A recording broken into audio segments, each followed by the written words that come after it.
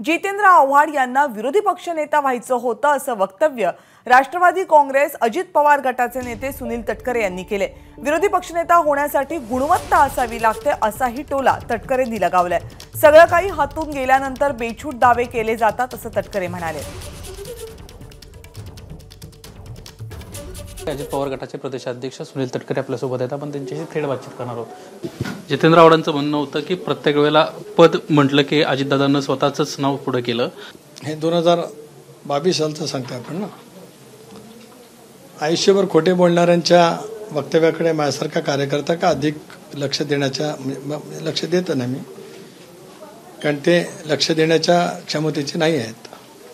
महत्त्वाचा मुद्दा असा आहे की विरोधी पक्षनेते दादांनी व्हावं, दादांची बिलकुल इच्छा नव्हती, परंतु विधिमंडळ सदस्यांची इच्छा मात्र मोठ्या प्रमाणावरती होती। त्या सह्या कुणी घ्यायला सांगितल्या नव्हत्या, आमदारांनी स्वतःच्या इच्छेने त्या सह्या केल्यात। त्याच्यामुळे हे जे काही बेलगामपणाची वक्तव्य त्या ठिकाणी केली जातात,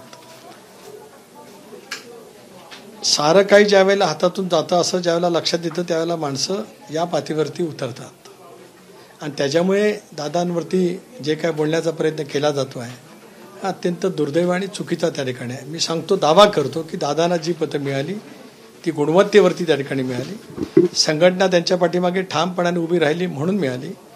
धन्यवाद सर, आमच्याशी बातचीत केल्याबद्दल। रविवारी काटोलमध्ये एक कार्यक्रम पार पडतोय आणि स्वतः राष्ट्रीय अध्यक्ष अजित पवार यासोबतच कार्याध्यक्ष प्रफुल्ल पटेल या कार्यक्रमाला उपस्थित राहणार आहेत। कॅमेरामन अनिल सनगरे, सनिलेश बुधावले, एबीपी माझा, नागपूर।